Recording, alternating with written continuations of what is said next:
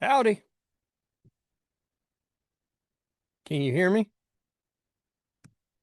Hello.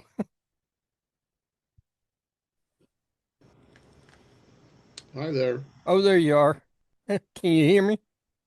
I can hear you. Great. You you hear me? Yep. No Okay. problem. No problem at all. Uh, Okay. anything new going on with you?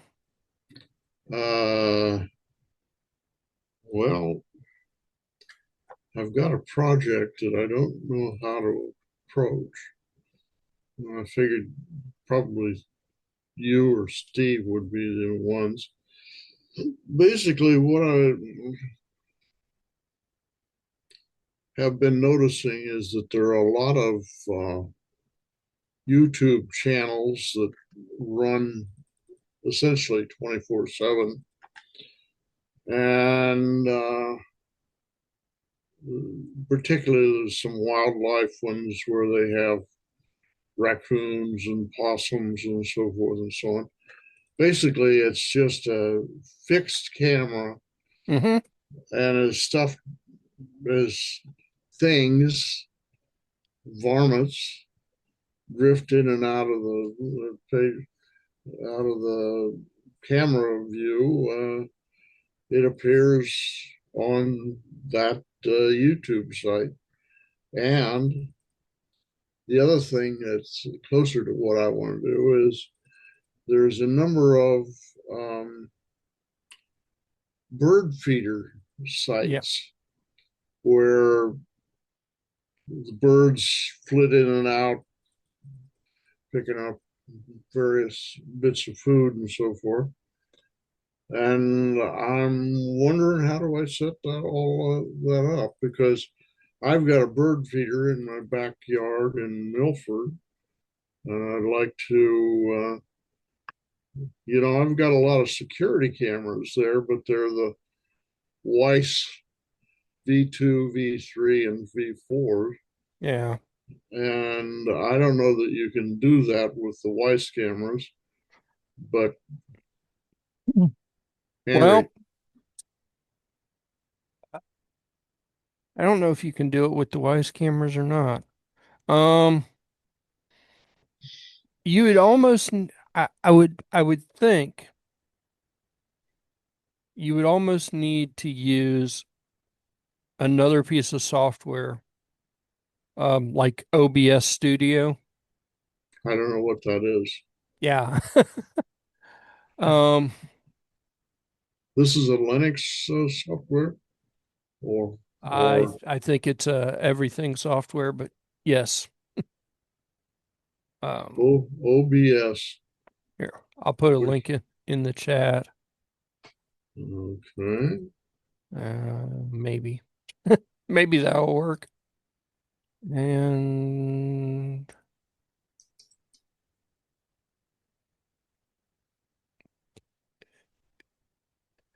I used to use this many years ago before COVID. This is what I used to actually stream to YouTube.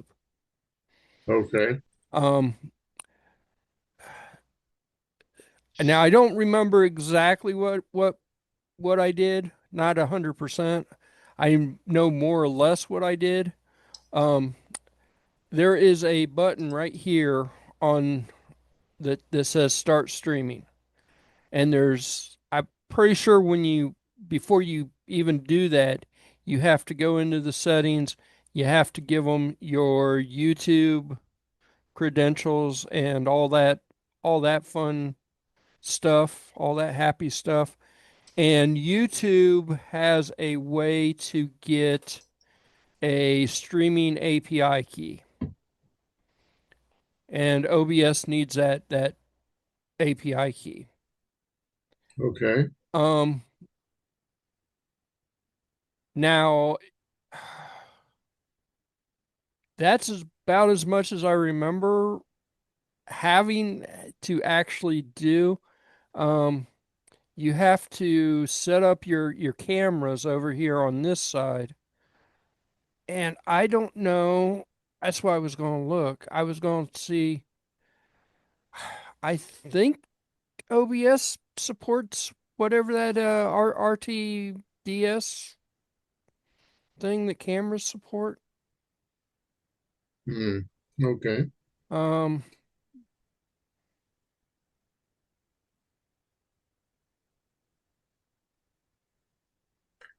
that's I don't know. I will continue to look while we talk. Okay. But that's probably the easiest way to do what you want. You point the camera at what you want, you have OBS stream it out to YouTube. Okay. It's not real hard to set up. It takes um, you got to get your API key and you got to get your credentials and all that stuff, but it's not real hard to set up. Okay. Um, so I Steve's here. suspect it's harder to get that API key now than it used to be. I don't know. It might be. They want a whole bunch more detail in your Google account than they used to.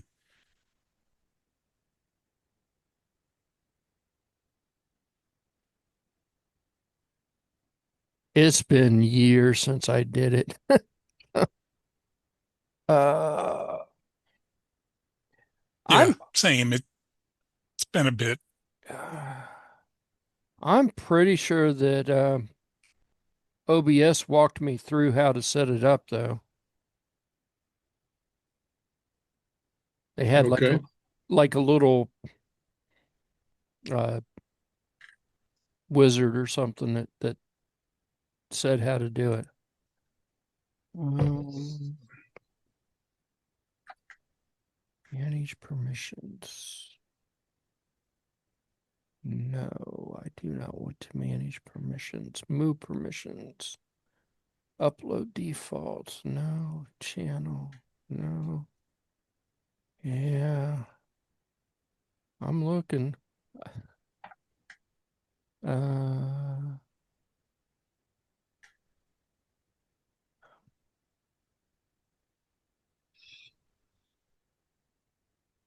And none of it was particularly hard.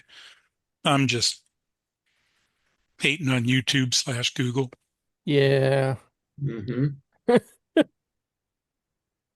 They they they've done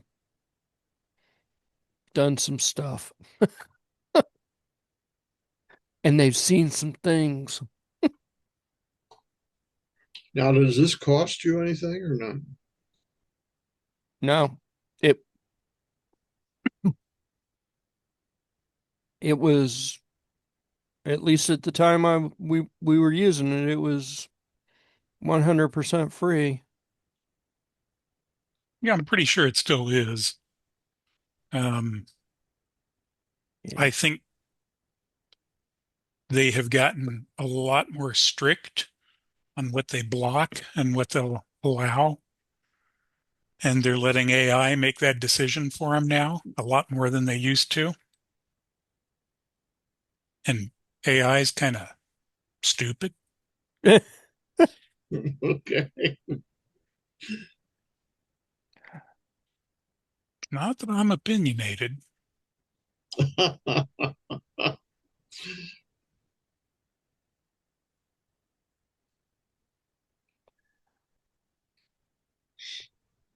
OBS Studio is a pretty powerful tool. Um, though in the long run, you could set up different scenes on the camera side, and then I think there's a little script or something you can run that will switch the scenes automatically. So if you have multiple bird feeders or something, you could also take all your cameras and stick them on the screen, kind of in this kind of view that Zoom does. Yeah. Yeah. So if you had, again, multiple cameras, you could just place them on the screen the way you wanted them, and then you could kind of watch all of them at the same time, which is something I used to do. You know, I would have the audience view and the project view, and then sometimes I would flip it around, but um, I do not see where to get the API key now. Uh,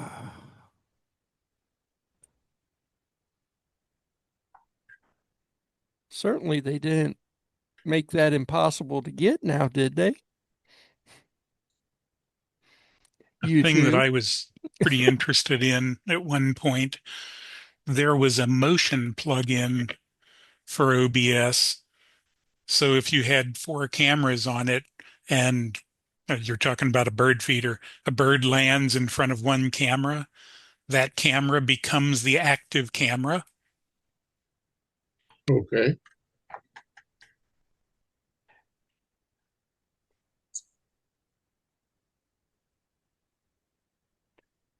OBS.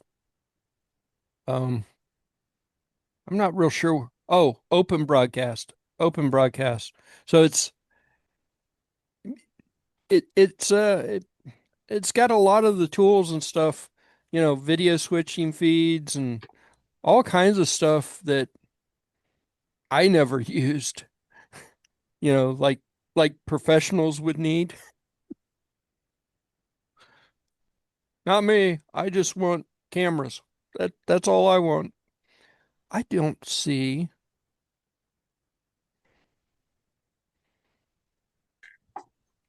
I don't see how to get the API key anymore though.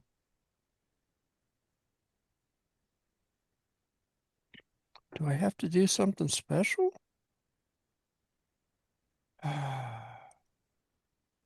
Live. Upcoming live feeds.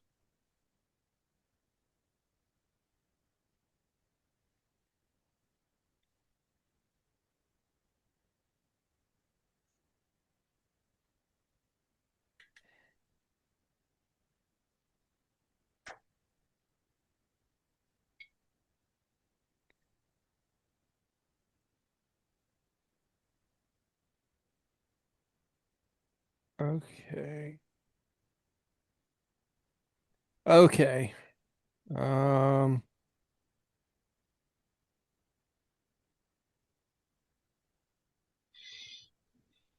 Schedule a stream.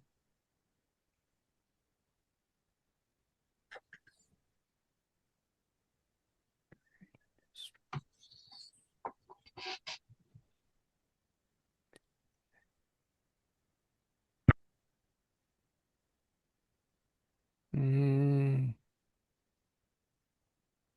mm, oh.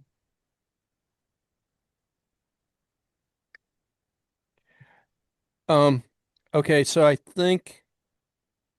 if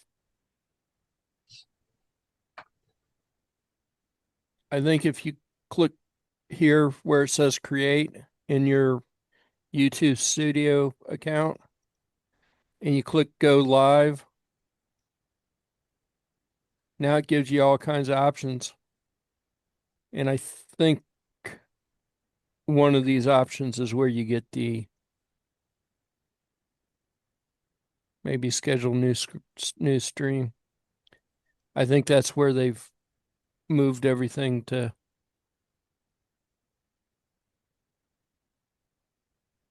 I still don't see it, but I think that's where it's at now. Uh, Create a new stream key. There it is. So I clicked on this weird little streaming thing and then create a new stream key. So that's what you need. It's there. I found it. Yay. Okay.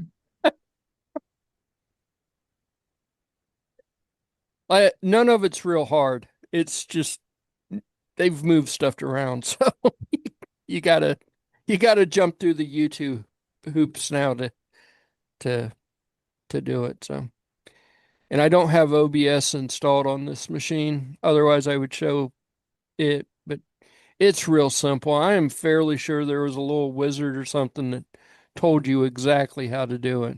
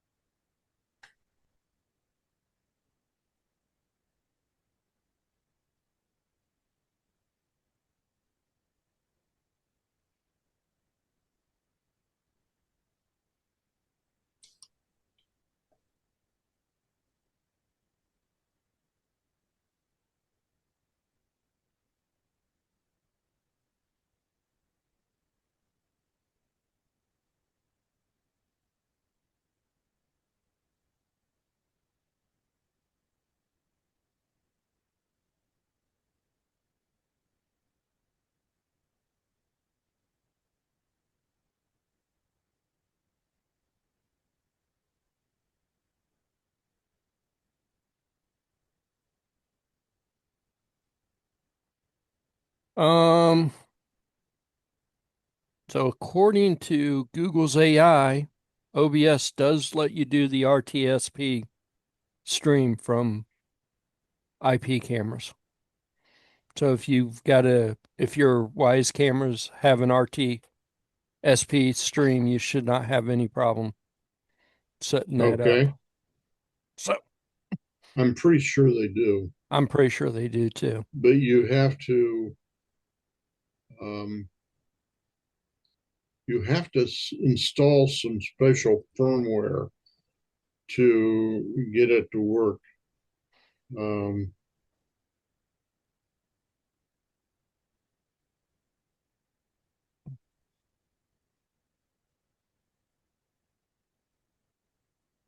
Yeah. And here's a So you post want to about set it. your camera up to directly stream to YouTube? well, if that's the way to do it, yes. I mean, it Bas- probably can, depending on the Basically, camera, whether or not it's something that it's easier to upload the firmware on it. But it's definitely easy to do it through some in-between machine. Yeah. And it doesn't take very much. Hey, sweetie.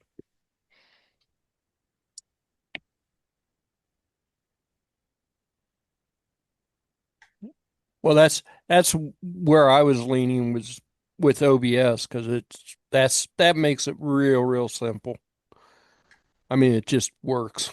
It just does what it's supposed to do once you get it set up. And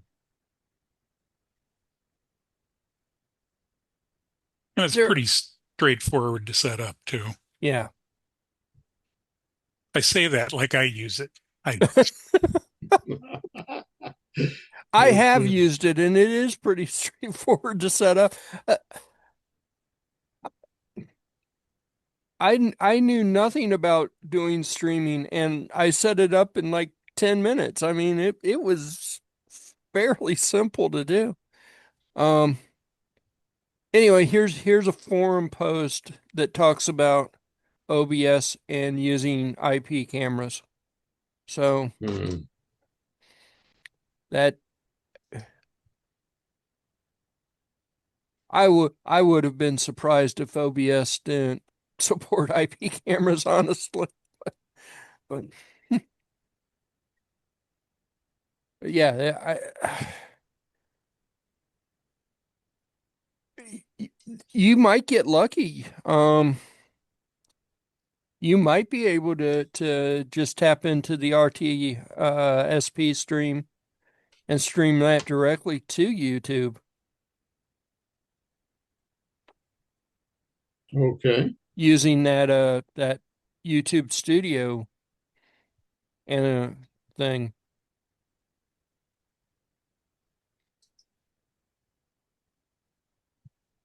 But I would still say it's easier to use OBS.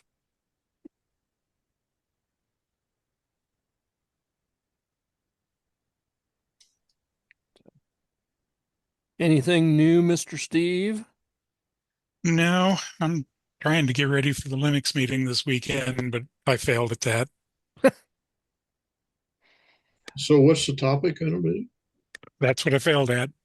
Oh, I was okay. going to talk about, excuse me, image, IMMICH, but I just didn't get a chance to, mostly because of work, but also because of this thing.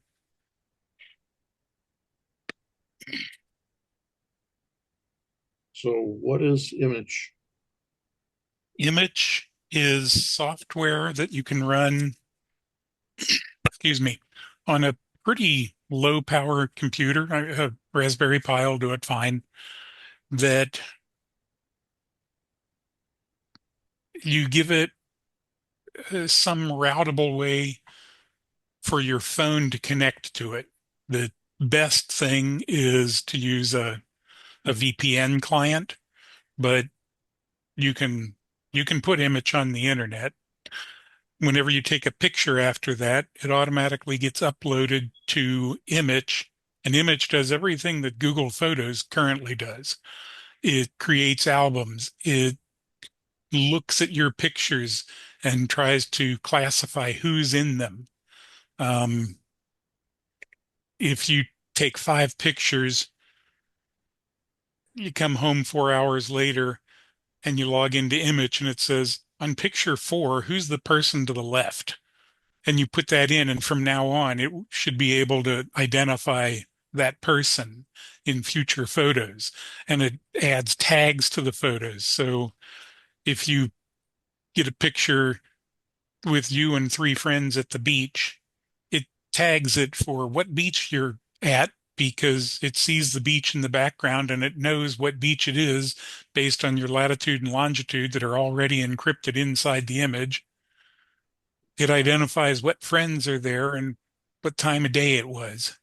It can build timelines of photos. You can tell it, show me what I was doing between January 10th and January 20th of last year. And it does a pretty good job of it. But if you run it on something with a little more power, like this. So I was just playing around and I was on AliExpress and saw this motherboard. This has a Xeon 2650 in it or something. It's 14 cores, 28 threads with RAM and the motherboard delivered. It was $43. Okay. And I couldn't say no. And should you have said no? I don't know. I haven't even powered it up yet. That's what I'm waiting to find out. I've watched a few videos of people who buy cheap motherboards from uh, AliExpress and have regretted every minute of it. I mean, Mogul is a known producer. Um, let me log in here. I'll see if I can find the thing I bought.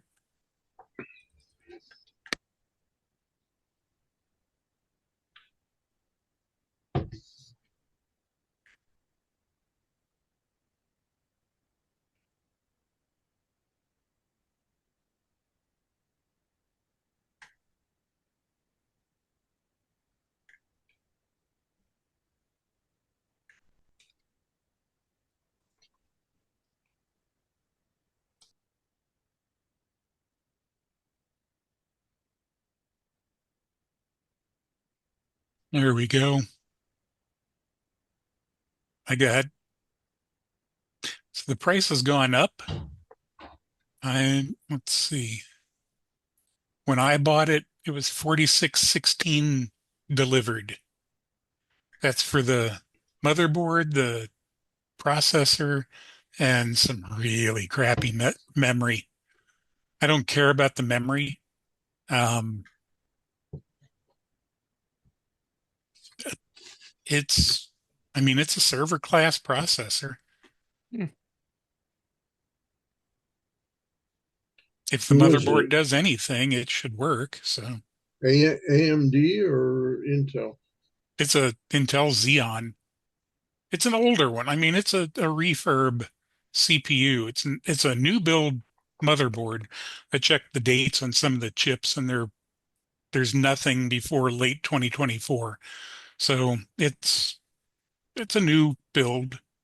Um, and Xeon processors don't die as long as you keep them even slightly cool.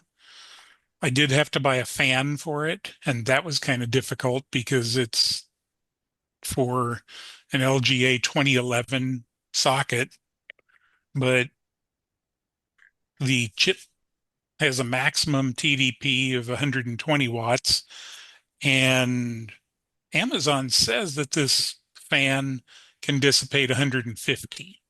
So we're going to test that.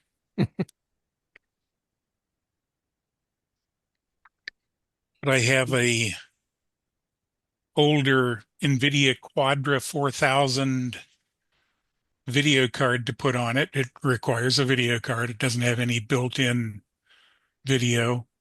And it has three SATA ports, one 6 gig per second and two 3 gig per second. I may use one of them, but I also got a little tiny PCIe 4-port SATA card. So that $16, you can plug 4 drives into it. Um, I've got well under $100 in this thing at this point.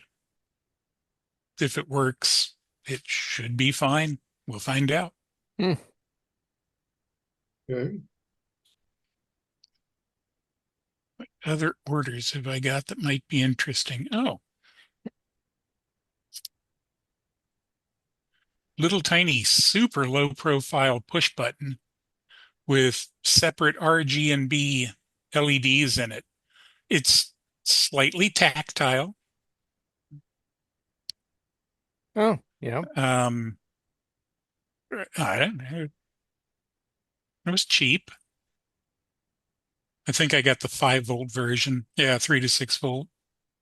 Um, thread checkers and just weird stuff. And a kite. I love kites. And I got to give these case openers, I got that set. They're pretty darn good. They're softer metal than I wish they were, but they're very thin, which is why they're pretty soft. They're the real super spongy, grippy material, so they're easy to hold on to. And they Oh, work nicely for opening cases. nice. Yeah, that looked pretty thin though. Oh yeah, it's um hold on. I'll tell you exactly how thin it is.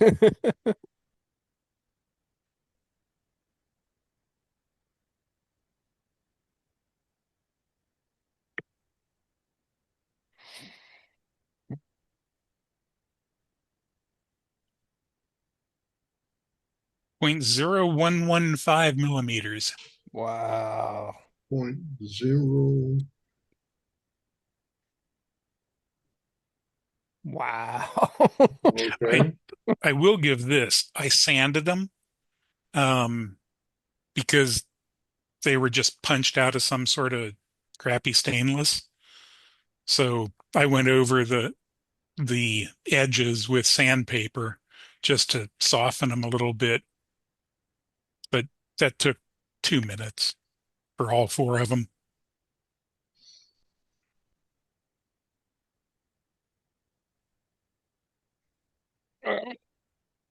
Oh, and mower blades. I This is didn't for, pay that much for these either. 30, no, I got 60 mower blades. this is Didn't I? for your Maybe robotic 30. mount, Yeah. robotic Yeah, they recommend you replace them every 80 hours, and they get pretty ugly after 80 hours, but they're still pretty sharp because they're X-Acto blade thickness. But they get rusty and pitted. I'm kind of curious that they don't make them in stainless. Um, but I got 30 of them for a good bit less than that. No, I guess not. So 925 for 30 of them. That should be like 4 years worth of blades.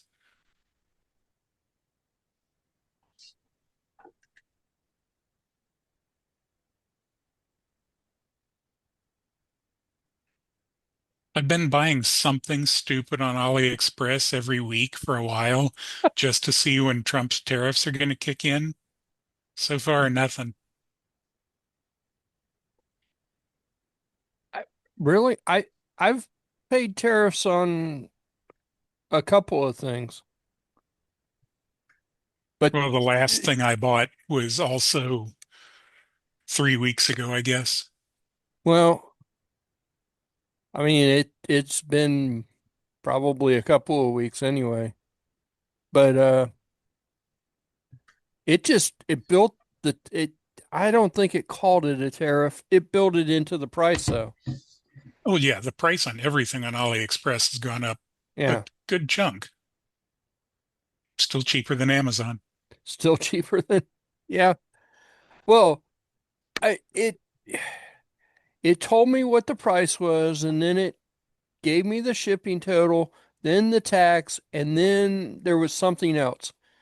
And it was still cheaper. And Hmm. so Or this little display.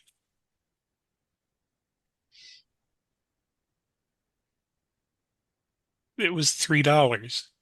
yeah. This is the 4 line by 20, not the 2 by 16. So, yeah, they don't even sell this one at Micro Center, but the 2 by 16 is $15 at Micro Center. Yep. And well, let's see. Um,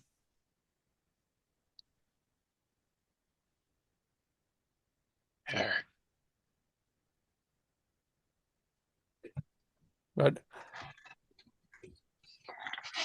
I remember when you could find those on AliExpress for a couple of dollars though.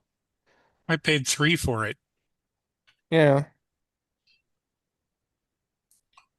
That's not bad. I'm not saying it's bad. I'm just saying I've seen them cheaper. So it's $77 from Crystal Fonts. Wow. That's too It's much. $14 from DF Robot. That's too much. Um, oh, come on.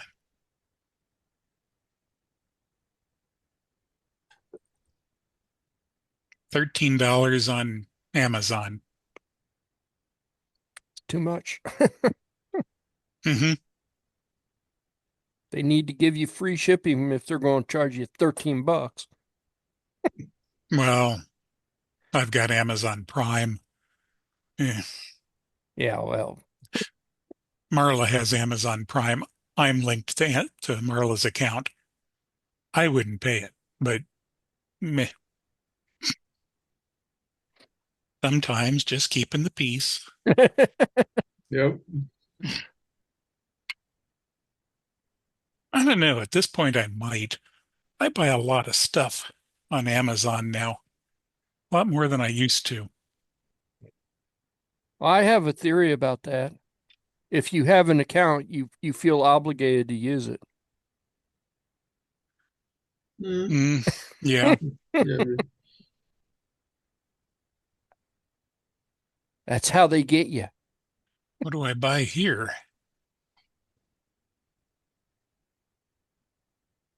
Look at the length of that password. It Mm, really is.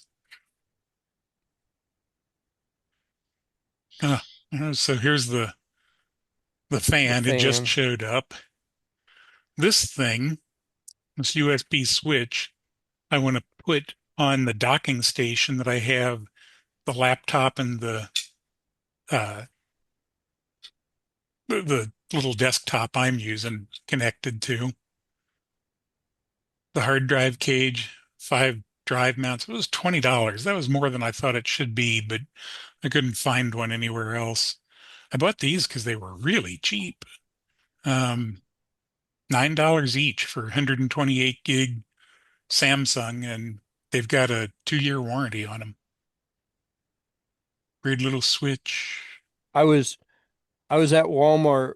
Uh, it's got to be over a year now, and it is the Walmart brand, and it is a full-size SD card, but they had those clearanced out for $3 a piece, 128 gigs. Oh, wow. I grabbed every one of them they had. I was like, yeah, $3. That's a stupid, that's stupid cheap price. Yeah, I was considering setting up Kiwi on a Pi just because it's a neat thing. Or Kiwix, sorry. Yeah, It's an offline copy of Wikipedia. Wikipedia, yeah.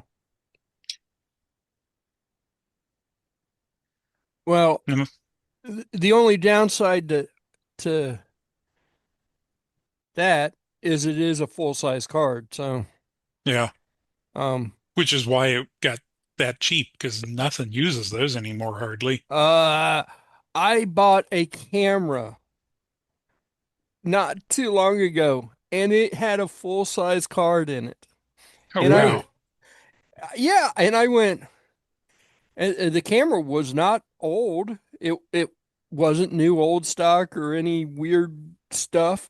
It had a 2023 date on it, I think. And I'm like, why are they using full-size cards? Uh, The Samsungs came with a little adapter. Yeah, Hello. Ray's here. Yep. He's invisible, but he's here.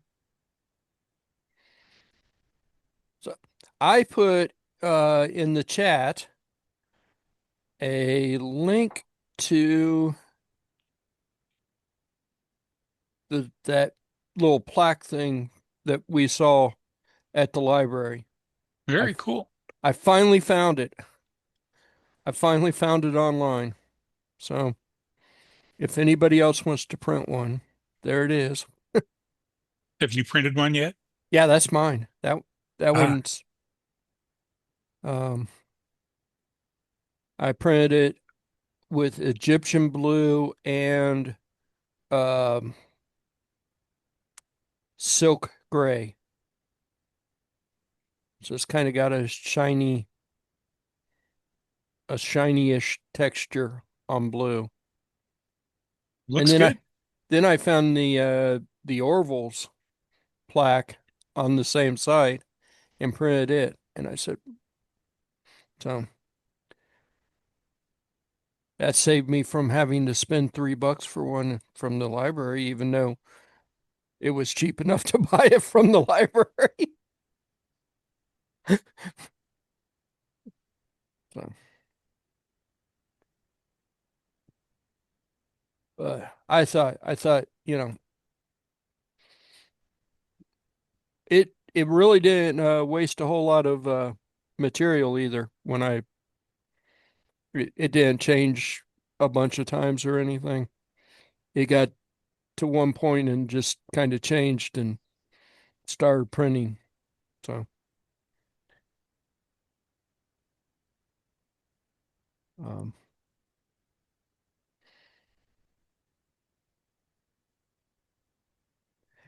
It's and raining hard here. oh, it's been raining all day today until right before the meeting, and then it just kind of It got better. was drizzly most of the day here, but it just got to be pretty bad. Looks good. That is, well, it's not mounted, it's just sitting there on the console, but it's working. It works great. Uh, I ended up getting a universal adapter that did 12 volts. So it's got all the filtering and everything in it, and you don't hear any noise. It's just really, really nice. Now I just need to mount it, and that's that. A thing I picked up, oh shoot, probably 2 years ago from And for three, that's good. You know, Marlon wine. P. Jones and Associates, I Do think, not drink. Brussels. was a Brussels. well, sort of universal, a buck boost converter. Hmm. Converts, let's see, 6 to 36 volts input to 5 to 40 volts output, at 5 amps. That's impressive.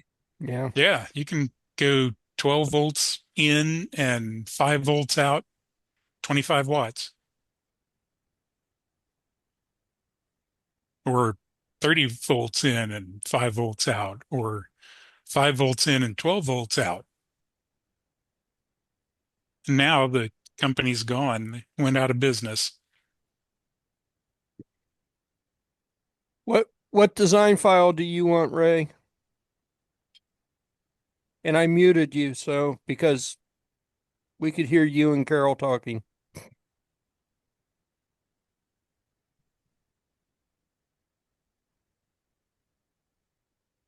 And now Ray doesn't want to talk to us.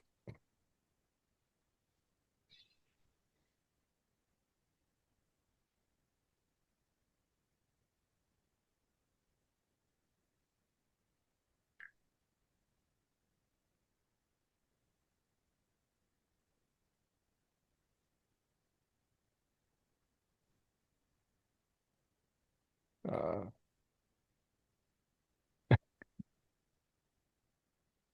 Ray might be back. Hey, Mike.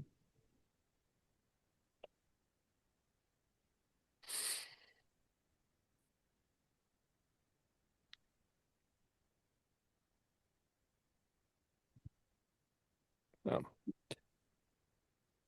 I made a lot of progress um, on my pumpkin patch. There's Ray. Hey, Ray. And home. I was trying to talk to you guys, but somebody muted me. It Ah, happens. it happens. I could hear you and Carol talking, so I muted you. I'm sorry. I'm sorry, Ray.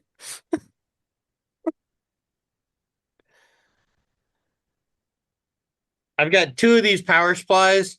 They can take in any voltage between 36 and 72, and then they output 3.3, 5 volt, 12 volt, -5, -12, and +5. Oh wow. One of the 5 volts is 30 amps, the other 5 volt is 2 amps. The 2 amp is the 5 volt standby. Yes, it is a standby. Yep. It says SB on it. Yep. And I imagine these are like intended for golf carts or something like that. Um, where they're running, 4 12-volt batteries, or I don't know, something like that. Or possibly aircraft. Aircraft, or a lift, something like that, where it's got a whole bunch of batteries in it. But I got two of these. I've had them for like 6 years. No use for them. Ray, They keep Ray going still from building can't to building. Ray still can't figure out what to do with them. Hey, I bought a bunch of stuff while I was at the Parts Express stuff last year, and um, I was thinking, like, just last couple days, I was like, where am I going to find myself an audio amplifier and some speakers and some wire? I bought them last year. The perfect pieces that I really wanted is exactly what I bought from the garage sale last year. So I've been throwing all these pieces together in a big tote and waiting for a weekend or something I can work on everything. I've got some things on order, got some things running in the 3D printer, downloading some more models. So, What design files do you want? You said something about send the design file to Ray. oh, the Star Trek stuff. Oh, Yeah, your Star Wars coin. uh, I'll put. I don't think that'll laser cut I very don't think it. gracefully. I don't think it will It either. depends on what the file is, if I can convert it. It's an STL. I should be able to import that into CAD and There's then export a DXF. there's the link to it.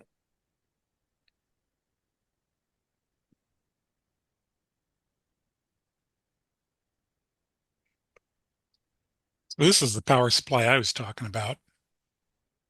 Little tiny semi-open frame job. What's that one do? This is 5 to, I think, 48 volts DC buck boost to 5 to 35 volts out. So you can put 35 in and get out 5, or put in 5 and get out 30. Hmm. But it is single rail output, but it's adjustable. Little 20 turn pot in the end. I hope it's 20 turn. Yeah, it is. Because you've already turned it 15 turns? Yeah. Doesn't go, just use more force.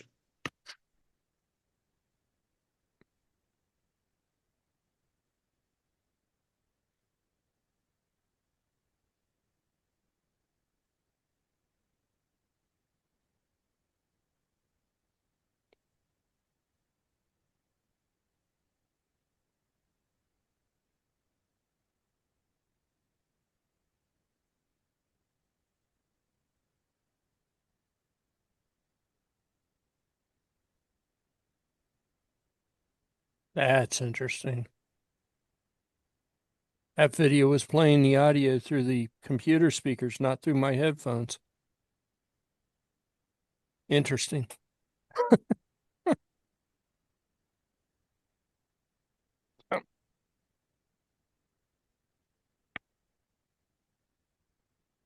I my sister saw the pumpkins that I was 3D printing and decided that she wanted some.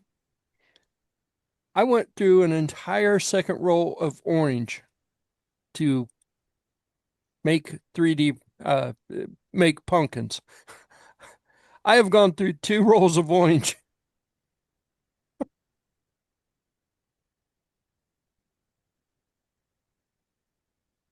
Barry's here. Yep. In the stealth mode. He's always stealth. Yeah, but he usually talks. He's video stealth, but not audio stealth. Normally. Well, I beg to differ with you, but when your name comes up in big 72-point letters, I'm not really stealth. That's hardly stealth. Rawr. There he is. Yep.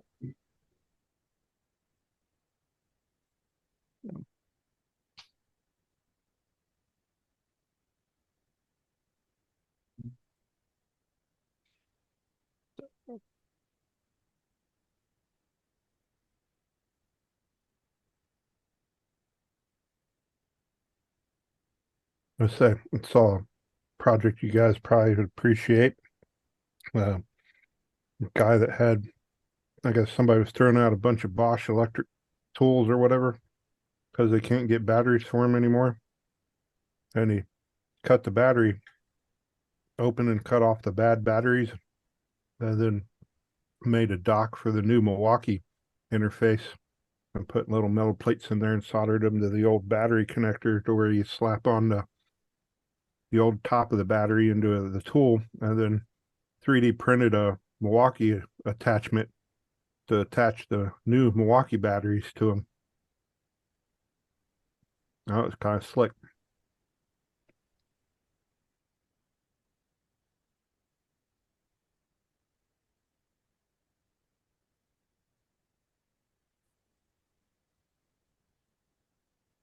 We should do more of that.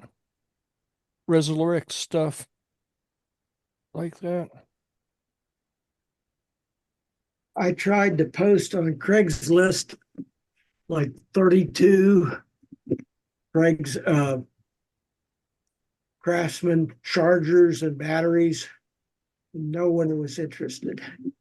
I've gone to a little conversion from on my Craftsman 18 volt or 21, excuse me, 19.1 volt to an adapter for DeWalt. But nobody's interested in that old stuff.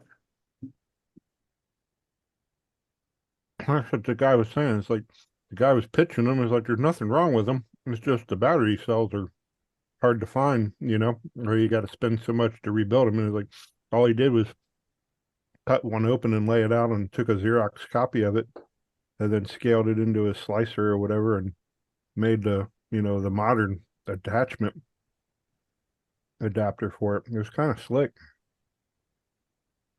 And then you can pop them off and put them on or whatever. He made like 3 or 4 of them to put on all the Bosch tools. He got them all for free. Yeah.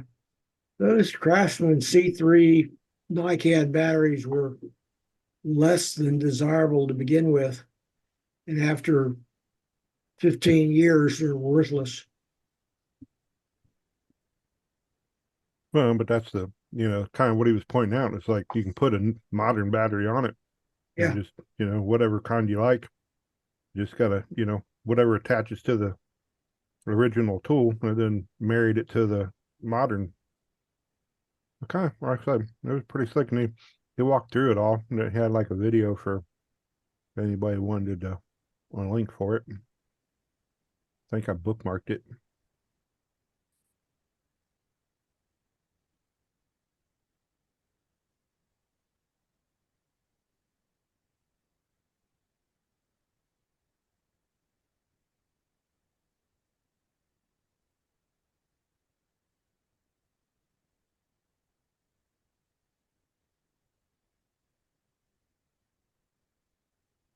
Got some dancing pumpkins.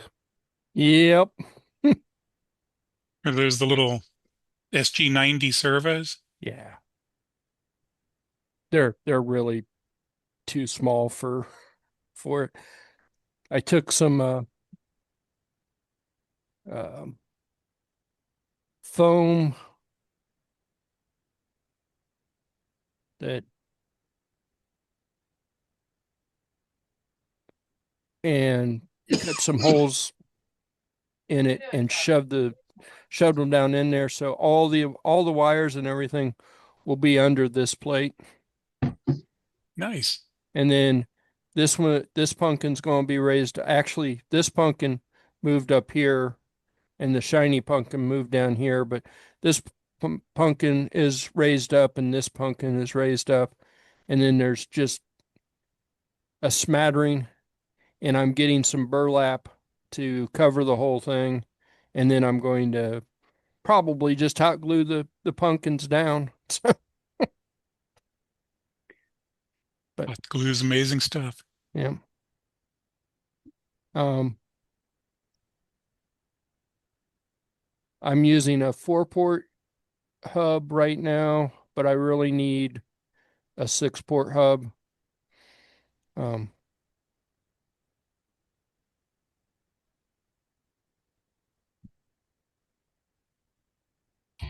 I really need power for 2 more things. So that's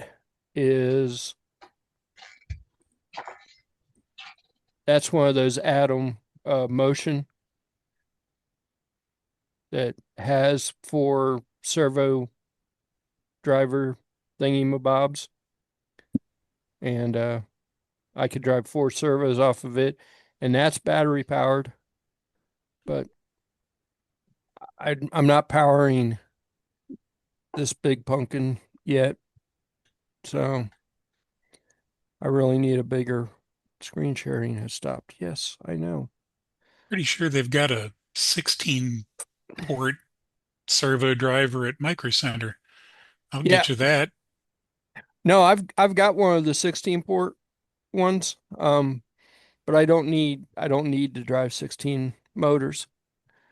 I've only got I've only got so much room.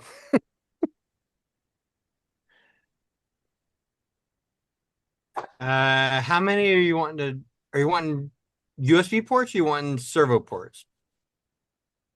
I need a total of think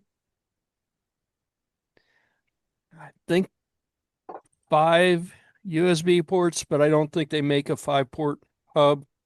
I think they come in sixes, 4, 6s, and 8s. I got a 4 I can bring you. Okay, that'll work. Thank you. You're welcome. They're individually switched, and then it's Actually, individually switched would be even funner because I could turn individual things on and off. okay. The end of it has a power port, Yep. very hard to see, and the input is um, not regular USB. It's a rounded. Oh, it's USB-C. Yeah. Okay.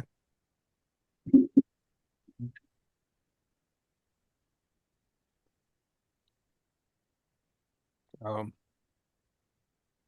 so yeah, I made progress on it, and I'm getting burlap probably tomorrow, and I'm going to cover the whole thing and uh glue everything down and go. Yay for my project.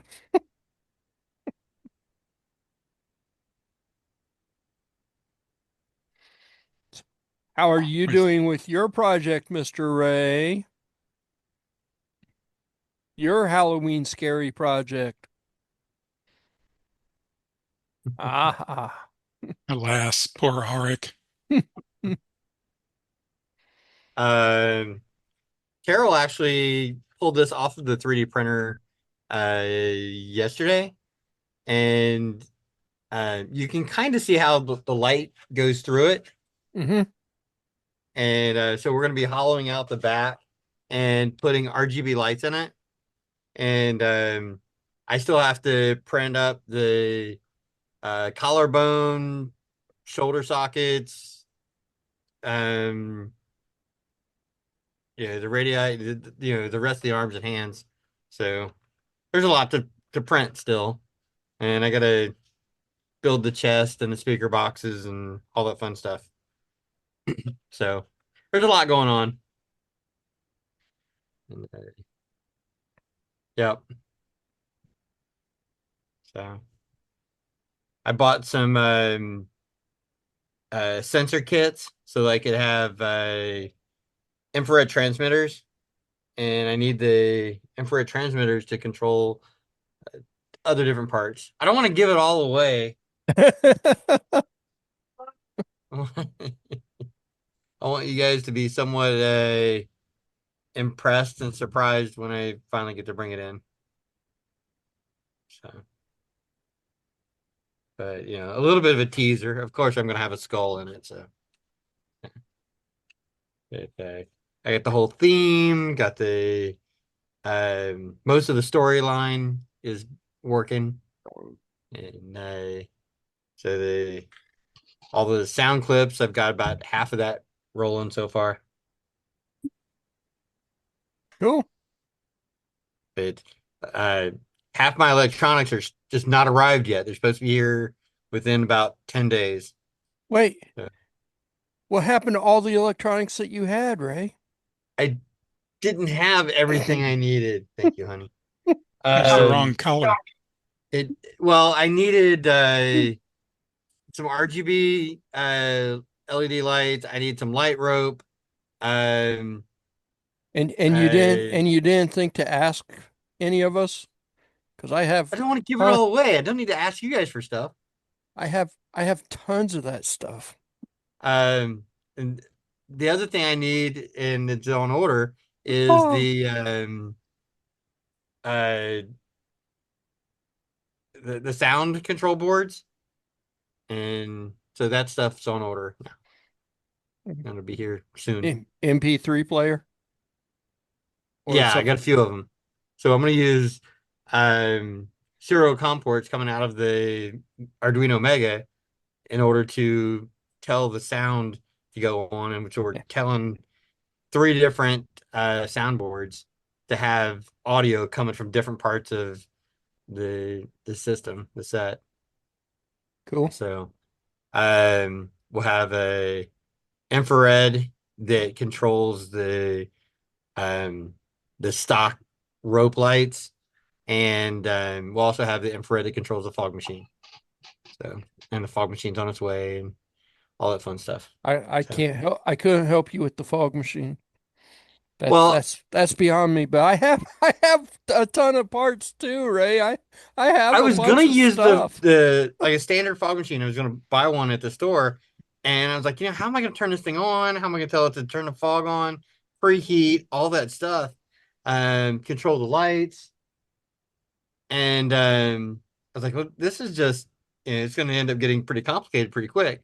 And then I realized, I was looking through all the different models on eBay, and I was like, wait a minute, this one's not too expensive. It's meant for a party environment.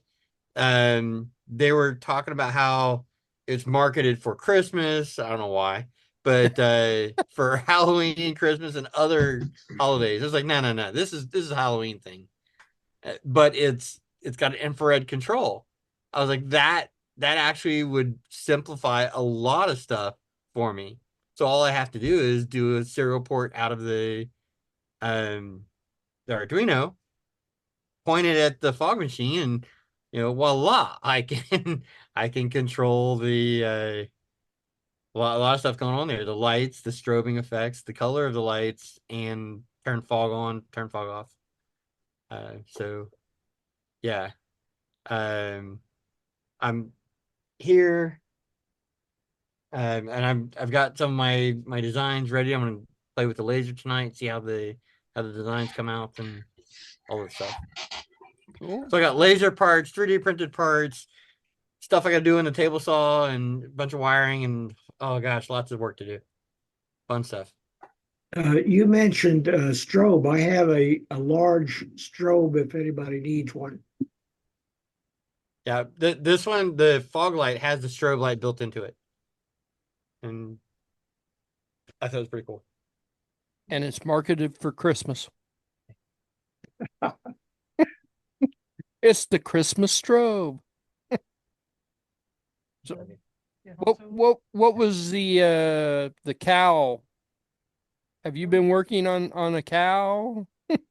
That's my normal giving out Halloween candy costume. So Okay. blow up cow.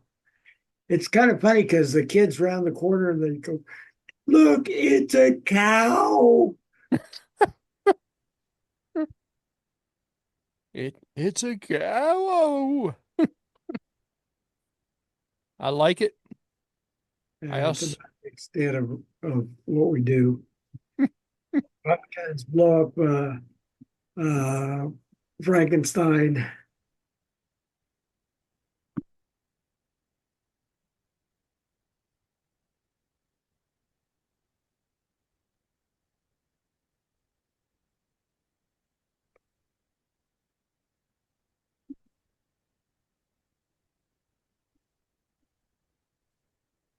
um Halloween 2023. It is freezing. Well, almost. It's what? 30 degrees. We had some snow flurries earlier. And We have a cow. A cold cow. Uh-oh, somebody's getting the audio muted. What is that? What am I hearing? I'm sorry. I mean, go back.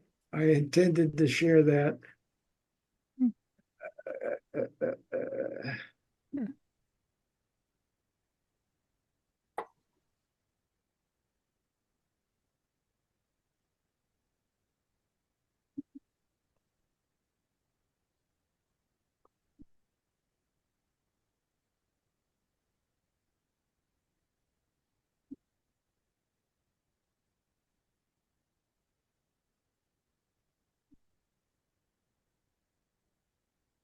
Halloween 2023. You're It not is sharing it. almost. It's 38 degrees. We had some snow flurries earlier. We're not seeing anything. Hang on. Very good at this, you know.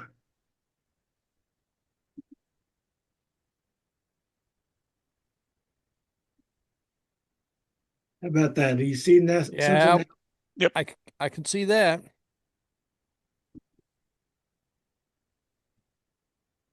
Halloween 2023. It is freezing. Well, almost. It's 38 degrees. We had some snow flurries earlier. And we have a cow. A cold cow.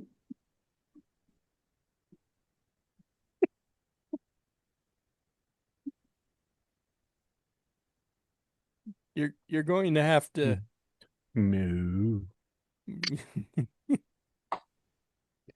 So I have a question for everybody because I have an opinion and Patty has an opinion and now I want other opinions. So I've got the clear pumpkin and I've got orange pumpkin. Now, do we like the clear pumpkin?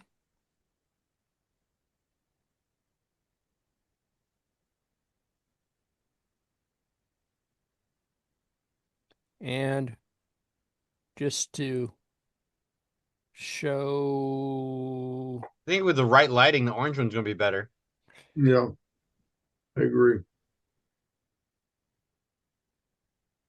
here is one that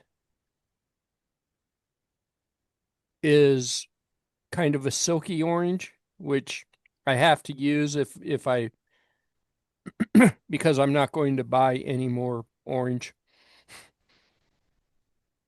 Bet you do. Bet I buy more orange. I'm Yep. not. I'm not doing it. You can't make me. I am done with orange. I probably got some orange over here if you want some. Uh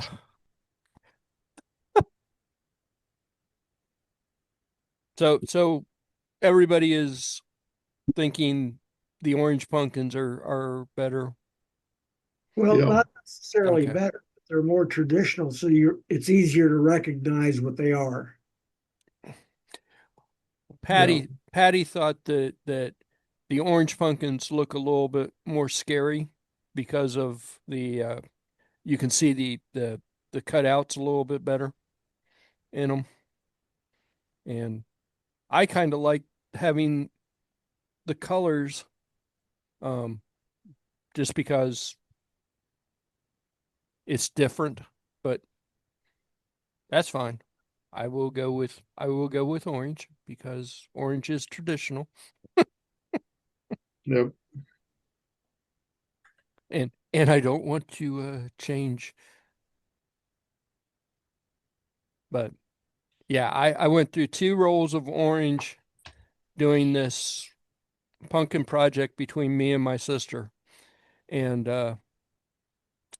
I had some silk orange, which I was going to print a bunch of them in silk orange, but it really looks more red than orange, and I didn't really like it, so I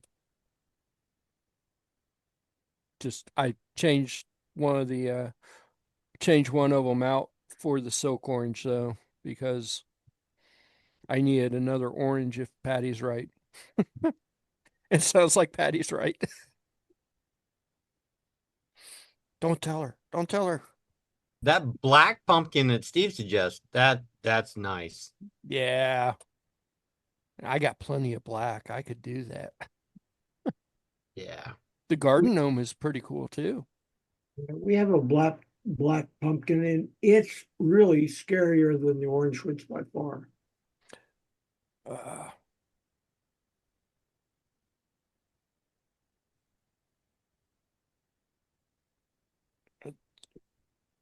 the black pumpkin.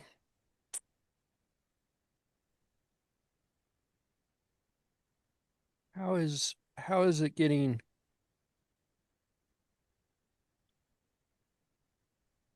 Wow, that is, yeah.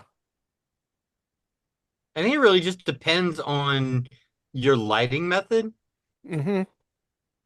If you're doing a tea light, battery powered flicker, that's one thing. But if you're doing, lighting with a Arduino controlling it, doing remote control, you've got a PAR 38. I mean, it depends on how big you want to make it, how bright you're, if you got any control on how bright it's going to be.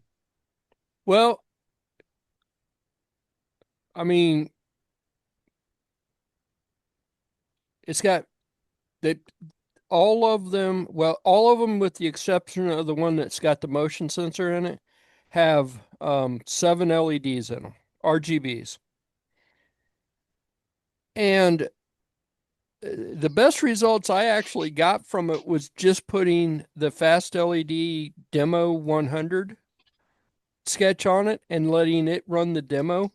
And because it's going through an orange filter, everything looks orange and it looks really good. The videos really don't do it justice. It really looks a lot better in person.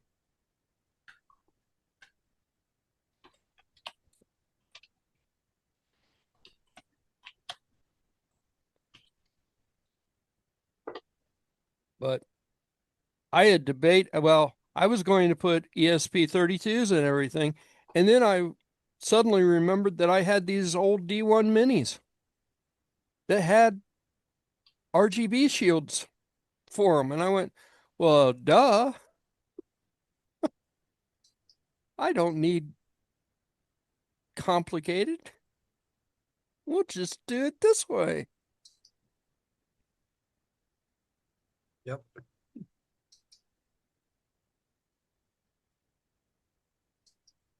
But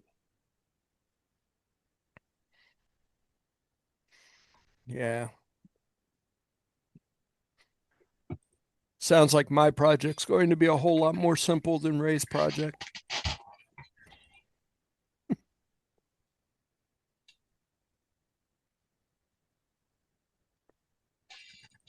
With the one that's got motion sensor, I printed that years ago, and it does change color when the motion sensor goes off, and I like it. And it screams or does something else. Yep, that's exactly the motion sensor I used. What's the distance on that? I think it's adjustable. On this little thing? I thought it was. Voltage in, ground, and output. I don't think this one's adjustable. Okay. Okay. So Is that a that's why PIR I ordered sensor? a different one. The other one that I ordered, it has a adjustable timing and adjustable sensitivity. But I think the one I've got is adjustable, and I don't remember what I've got it adjusted to. Yeah, they're PIR sensors. so now you got me all worried of like, did I just send the guy an email or did I actually order it? Well, I'm just curious, as to how many spools you would need to print this.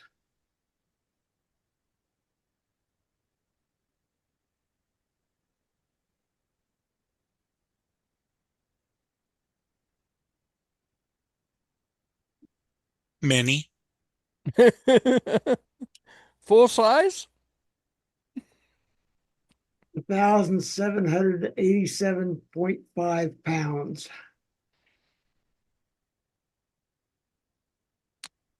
My printer's not big enough.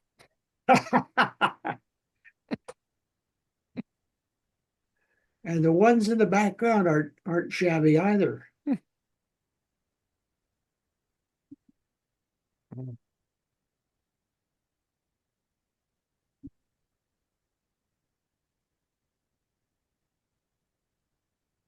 Wow.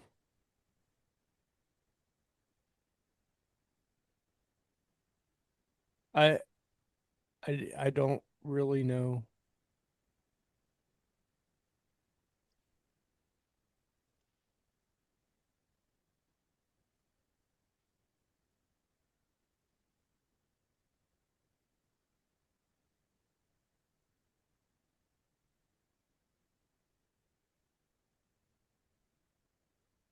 I think your printer could handle it. You just print brick by brick.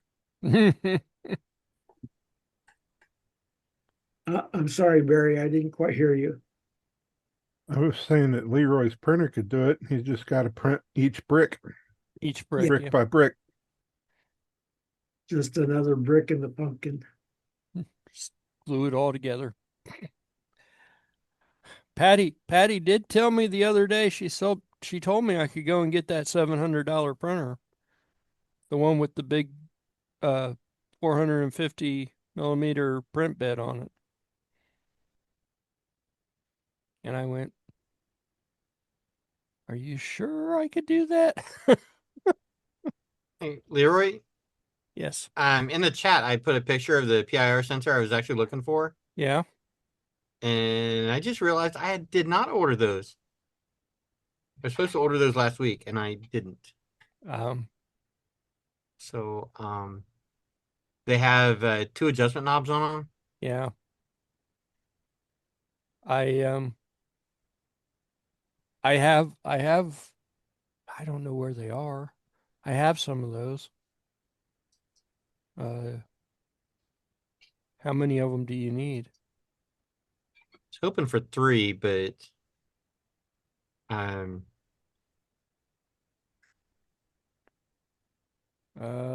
Let me see if I can remember where those are.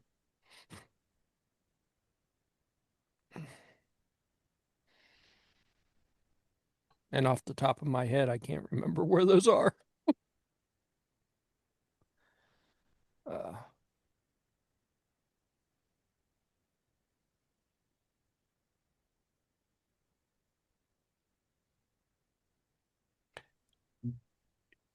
you know those are a bit bigger than the one you've got.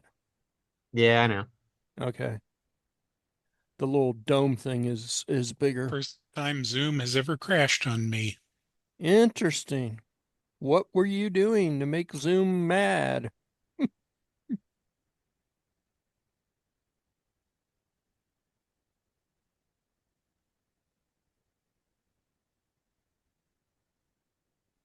I'm pretty I'm pretty sure I took those out of my normal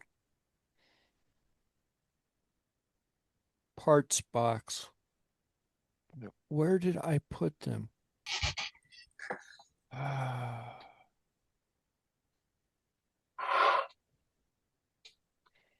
I'll see if I can hunt them up, Ray. I'll let you know.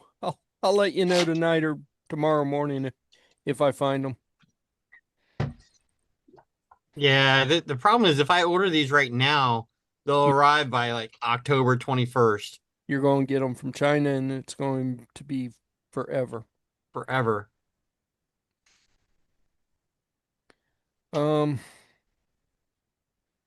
Well, I know I've got some. I'm just not real sure where they are. If I get You them from the need United States, they're like Uh, two of them What? for $16. They're eh, they're 8 times the price. Yep. What do you need?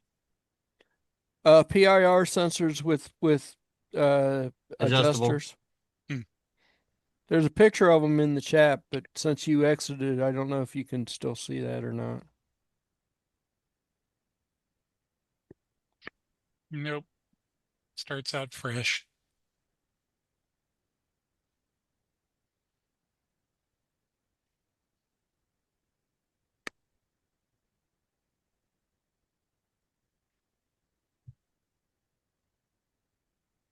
My concern is that if I'm going to be using the smaller sensors, I'm going to see stuff too easily. Yeah. The that small one does trigger quite a bit. But I thought Can I mine, block it? I think what I ended up doing was doing like a software delay on it. So once it triggered, there was a delay before it reset and started looking again. I think that's how I fixed that problem. I was pretty sure that my that little one had an adjuster on it though.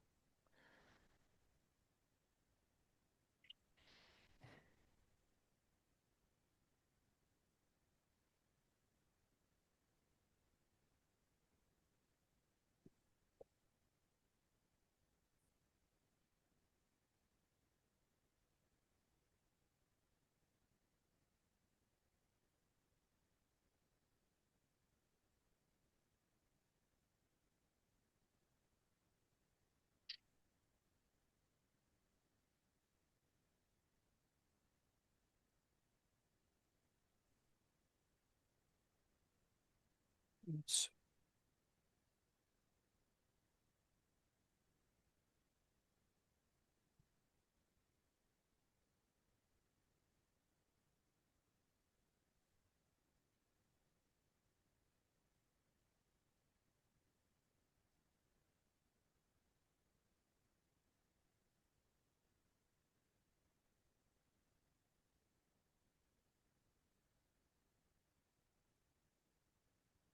little tiny PIR sensor. That one doesn't have an adjustment on it. Huh.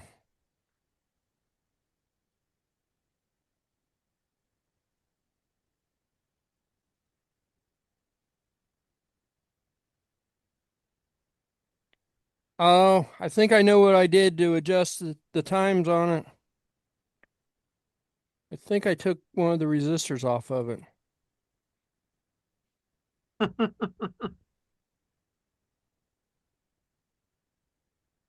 Yeah, this one's missing one of the resistors. I think that's what I did.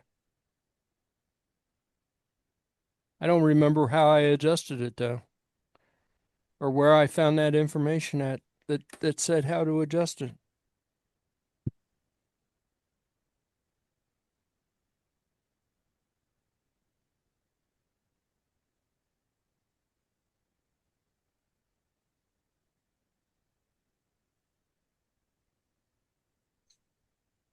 I'd rather have these tiny ones. I've got a bag of them. Hmm.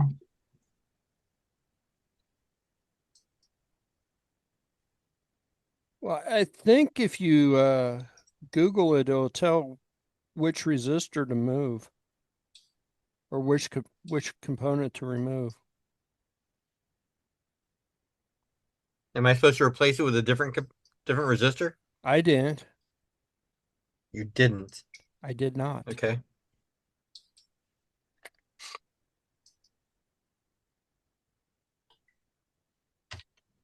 That's not to say that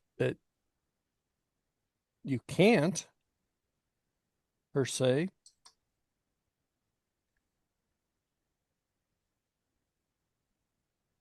Well, I Yeah, figure you can't just completely remove the resistor. Sure you can. AM312. So this one's it's a little different. It's a round uh, instead of a straight board. It's got a on a round board, and it's got a spot to solder two more things, which I bet are the adjusters, the time adjuster for it, and or the distance adjuster. And it's got one set of pads that's not being occupied by anything.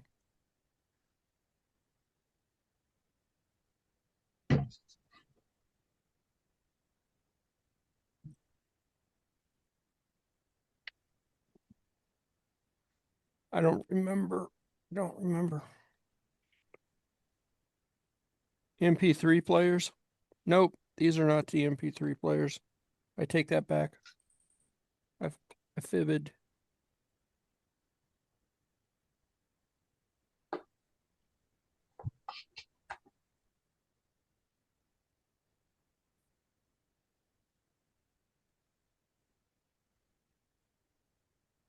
FM Well, would transmitter? something like if I sanded the lens on the outside, would that change the sensitivity? Um, Yes. How? uh, It's up for experimentation. How many? I've got 10 of them. I probably only need 3, so they're up for experimentation then.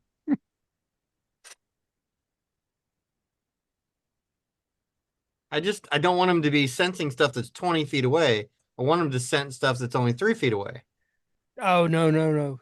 These don't go 20 feet. There's no way they go 20 feet. Try them. See where they start sensing at.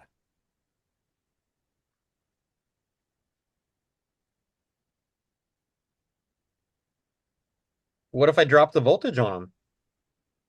I don't know. I've never tried that. Probably wouldn't have a lot of effect until it got really glitchy.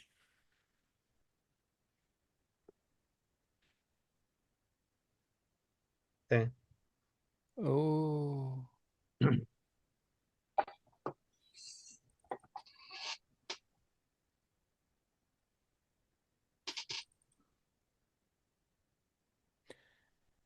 You're going to make me want to print a Death Star for my light now.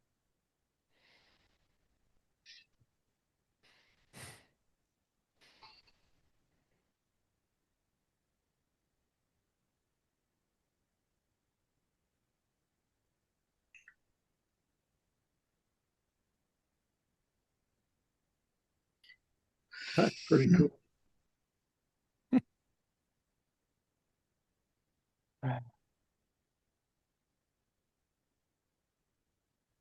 Be kind of neat if you mounted a small solid state laser.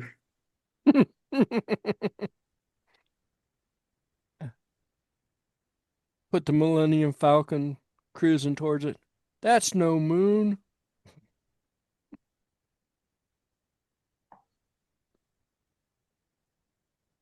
I'm looking this up and it says the maximum range can be 6 meters for 18 this. feet, 20 feet. Yeah.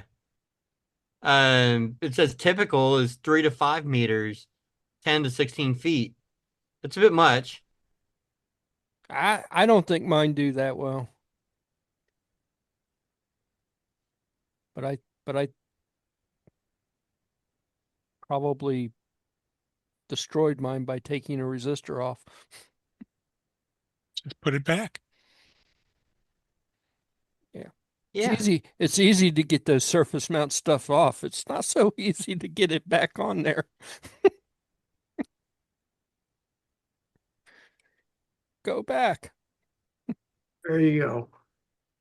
Your Death Star now has Oh, the laser cannon. Yeah. yeah. Gotta have that if you're gonna have a Death Star.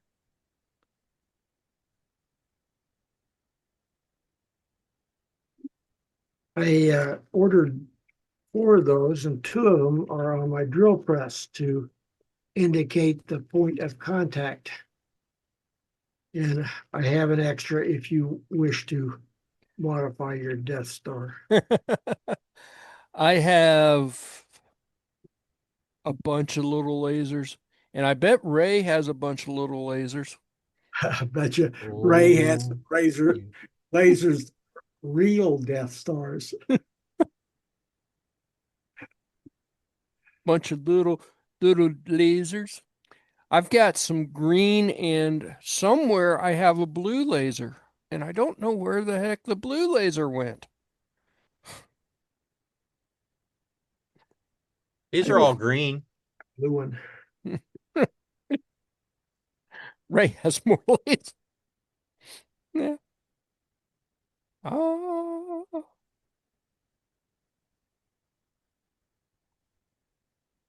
You shot me in the eye, Ray. Nah.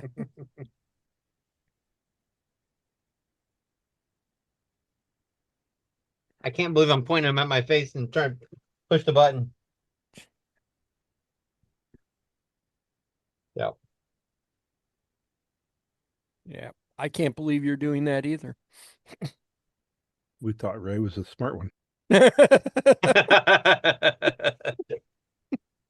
Nope, nope, nope.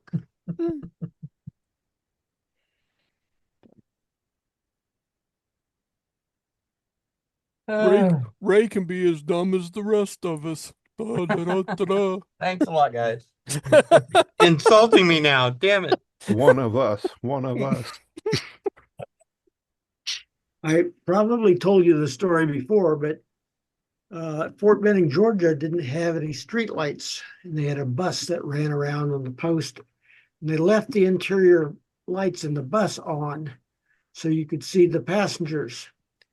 And we were bored GIs, and I had purchased a stroboscope for my mom's single lens reflex. I just hadn't gotten it to her. And so we would wait until the bus would drive by the barracks and flash the light out the window. And everybody turns and they're pointing. It only lasts the 60 thousandths of a second, so they can't turn quickly enough to see where it came from. So it's getting late. I'm tired. And the guy says, "Oh, do it one more time." So I get out of bed.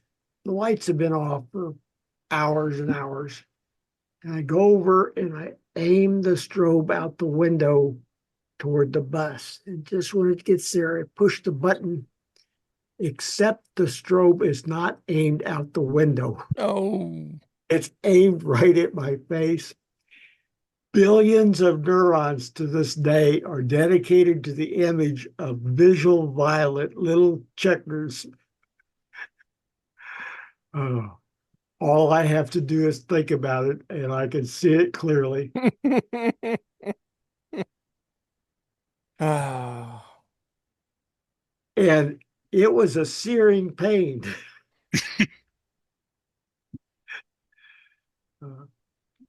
Yeah, I can believe that. What do we got, Barry? Oh, the tool Oh, guy. The yeah, tool the guy. video. Cool. Yeah. That's a great idea. Why throw that stuff away? There's nothing wrong with it. Just fix it.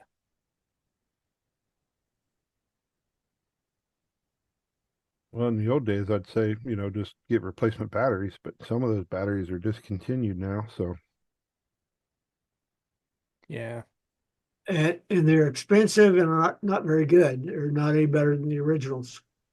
well, it used to be that I thought they were like the standard stuff. They're like, used to be like $1 a pop. And there's only like 5 or 6 of them in there.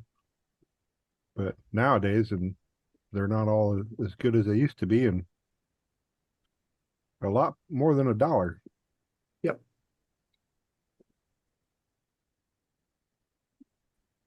Yeah, most of those are just 18650 batteries, aren't they?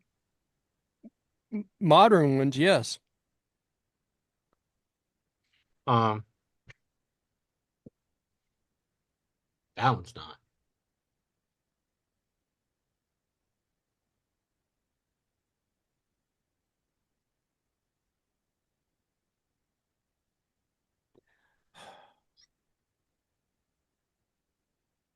So I put in the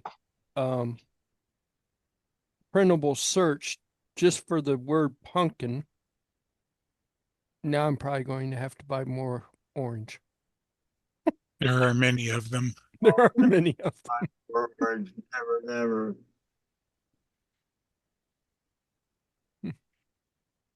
I don't want any more orange.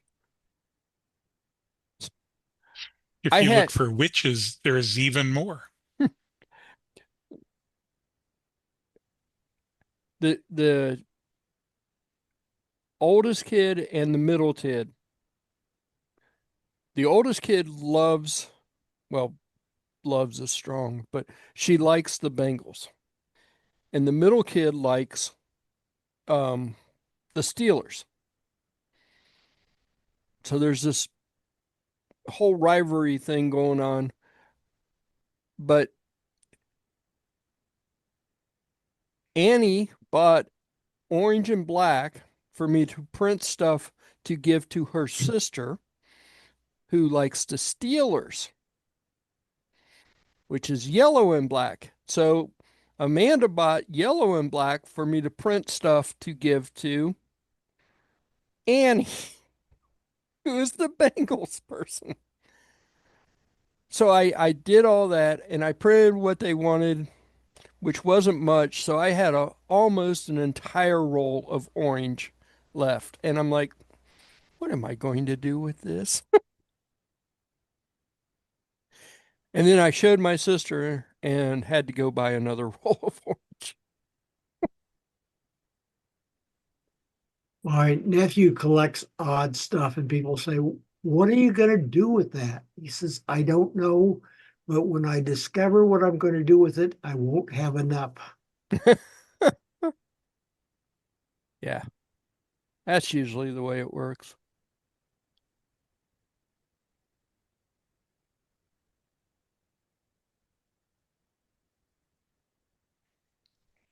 This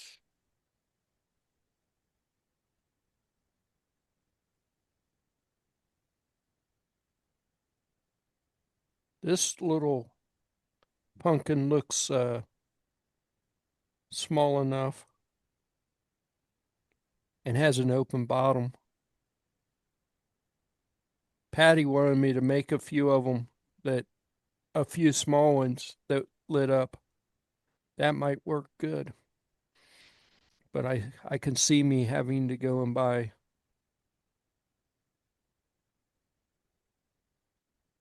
more filament. I've got orange. I'm telling you. You bring me some PIR sensors, I'll give you some orange filament. Okay. Okay. That'll motivate me even more to dig up these PIR. I don't know where they are. I just ordered some just now. Well,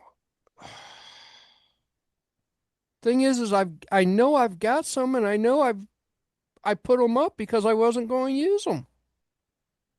I just don't know where they are.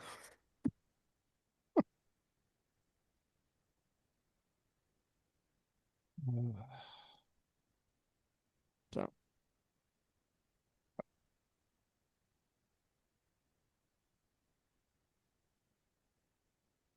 I don't. About 35 years ago, I wrote an access database that allowed me to find things by a storage location. And the different attributes were multi-valued and linked together. So it was color, material, voltage, anything I could think of in terms of a description of the contents. So if you said, "Oh, I remember it was red," I could type in red, and then from there I could say, "Okay, it was red and it was electrical," Mhm. and then it would move on to a subset like that. I've been looking since you mentioned not being able to find stuff for that access database, and I can't find it, which is ironic. That's what the database is for, is to find stuff. I can't find the database that I used to find stuff. That's exactly it. my problem isn't so much. Let me. I have one storage unit or one storage locker, which is a small closet, basically. Um, and I have a larger walk-in closet, both of which are completely full of stuff. I don't think it's in the walk-in closet because I go in there quite a bit. So I am sure that it is in the outside storage closet. It is completely full of boxes and totes and stuff. So the question is, I'm not questioning exactly where it's at. I'm questioning which box it's in, and it's probably going to be the box at the very bottom of the pile because that's going to be my luck. Unless you start at the bottom, then it's the top one. Yeah. Now, So one of my kids helped me move, and they had the brilliant idea of writing a number on the inside and outside of the flaps for all the boxes. And they took a picture of each box. I can go through the pictures. Oh, yeah, that's electronic stuff. That's in box 13. And 13's written on the outside of the box, too. That Yeah. helped. I My nephew wrote on all six sides the number, so it didn't matter what the orientation was, yeah. he could read it. I have been labeling the stuff, but I don't put it. It might just say electronic parts. I Yeah. don't put exactly what it is. And you know me, electronic parts. Yeah, there's a lot of those. Um, I think there's five or Sure, that helps. six. Yes, five, six, seven, 12 boxes that are marked electronic parts. And it's going to be in the last box I get to. I know it. It's not going to be in the common box that I use every once in a while that's on top that I could just pull out and get parts out of. No, it's going to be clear down at the bottom. But I will see if I can find it, Ray. I'll see if I can do so. Yeah, I ordered 5 PIR sensors from a USA seller, and they'll be here by the first, Okay. October 1st. So you don't have to worry about hunting for it. I get 5 new ones that are adjustable. Well, I didn't want to buy a whole bunch of parts for this project because I really wanted to keep it as low budget as possible. But got a little bit out of hand so far. well, yeah. I really didn't want to buy another roll of filament. I really didn't want to. Well, I'll go see how many rolls of orange I have. I probably have 4 or 5 rolls of orange. I will. That will save me from driving down to Micro Center. I will take a roll. Well, I I'll text you how many rolls I have. don't need a bunch. I don't want a bunch. Well, I want to make some orange stuff too, but that black pumpkin that's kind of cool. I might do one of those. That black pumpkin, it doesn't really fit my aesthetic that I'm going for right now, but that is a cool pumpkin. So I kind of like the little happy pumpkins, the little cheery things.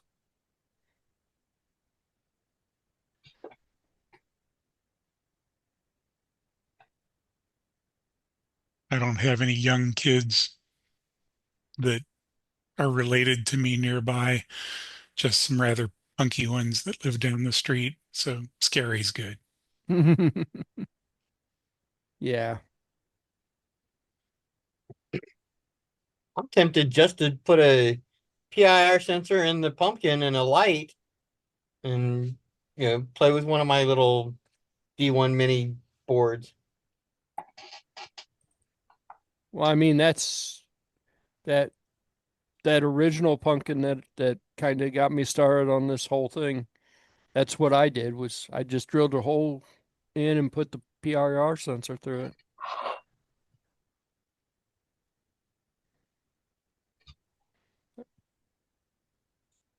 Oh.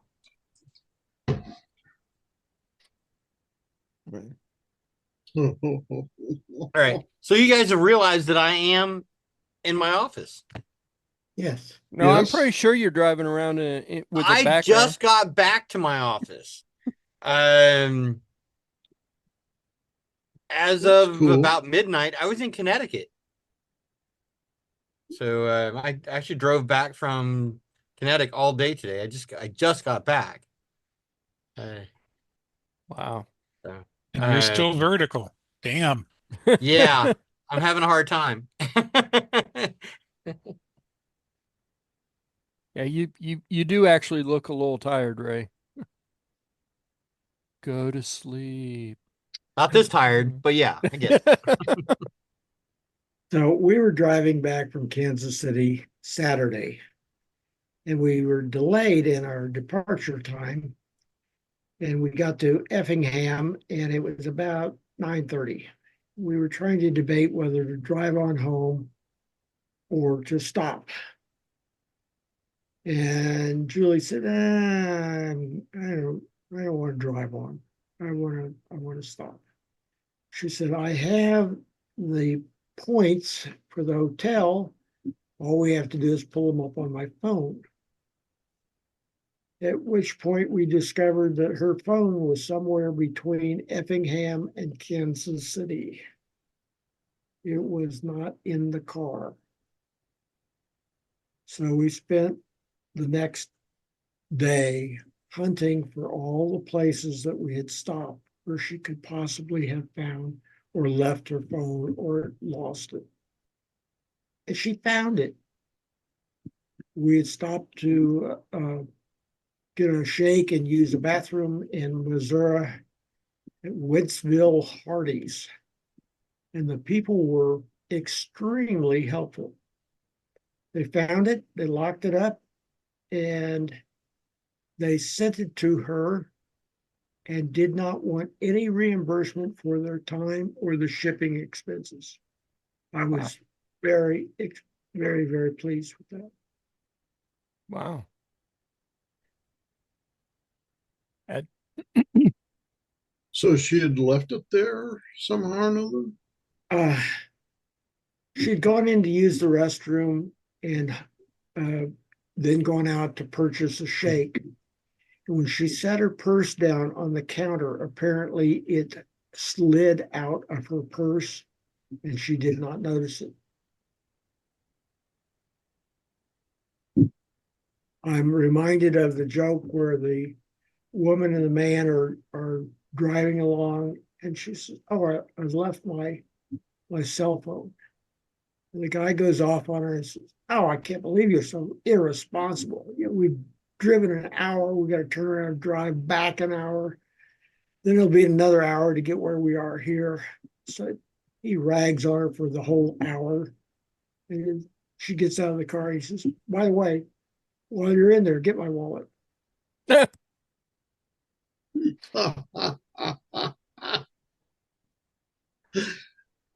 Bad. Bad. Yeah. Bad. So I'm likely to do that at some point in the future. So I restrained myself. Mm. So this pumpkin has a black layer, and then an interior is yellow orange. Is that what you're describing as a black pumpkin?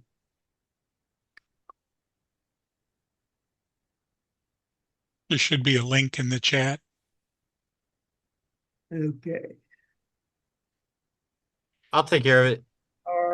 I've got a printable conversion.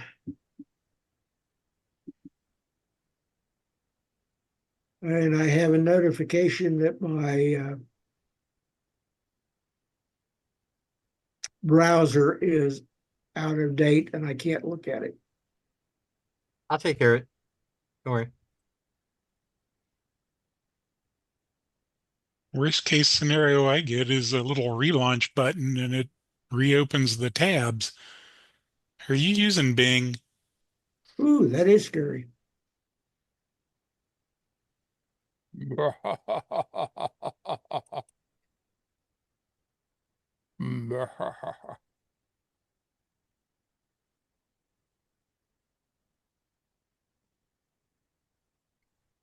It looks slightly evil. There's a whole series of the Halloween scary pumpkin number 2, 3, 4, at least up to 4. I haven't found 5 yet.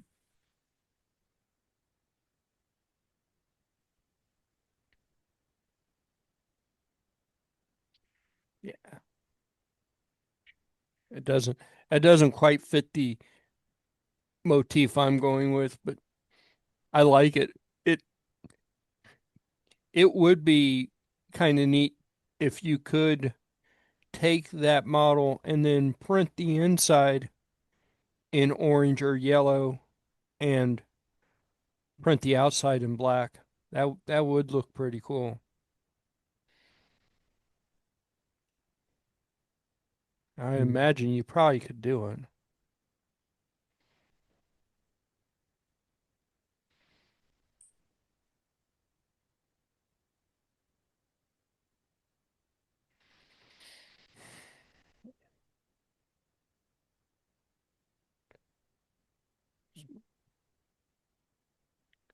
Printables, that's Purser, right?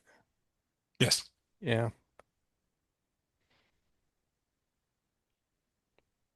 Okay.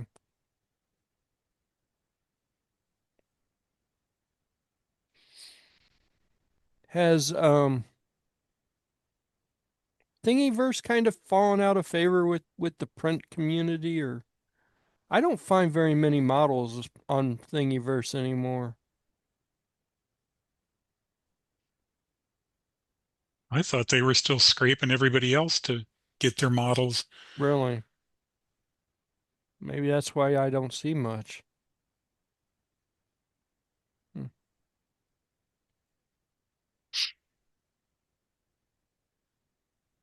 I find quite a few things on Bamboo Labs page, but every That time you go to download it, it says, "Do you want to open this in Bamboo something or other?" I'm like, no, I don't have Bamboo that. Studio or um that's Maker something. Yeah, I don't know. Yeah, Maker Labs or something.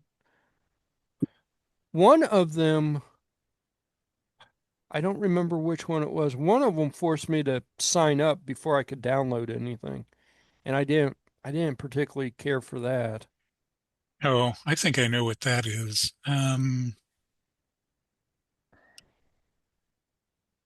And then they sent just every couple of days they send an email. This new model is blah blah blah. I don't care.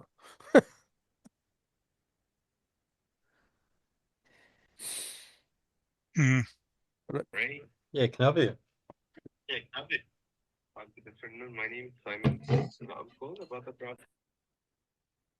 I muted you, Ray.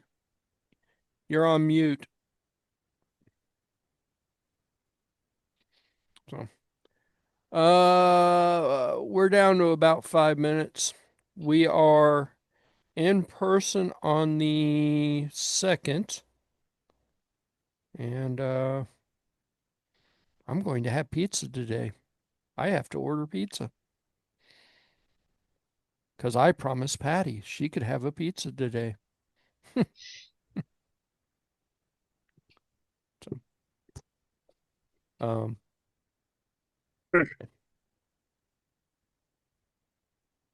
and other than that, I don't know anything. I'm just here.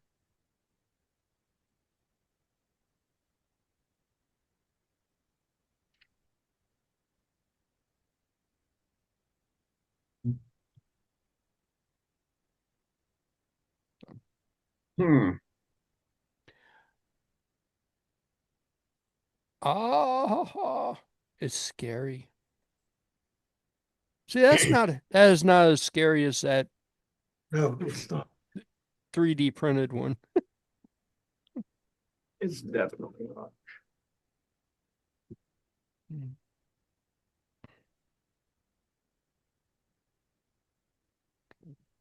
What's scary is how much Halloween shit we have. What was so funny was the look on his face when he said that.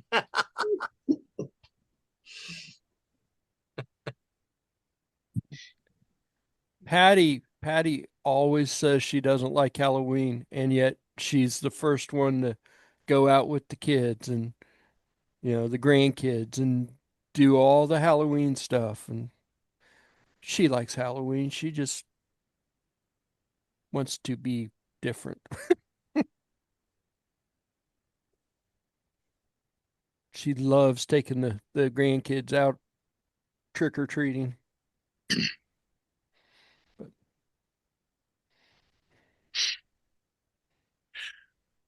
I have long held that as soon as you figure out what a woman's rules are, they just change the rules.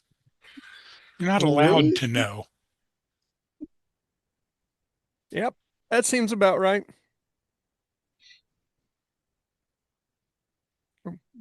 Once you think you figured them out, they kick you to the curb and you got to move on to somebody else to figure it out.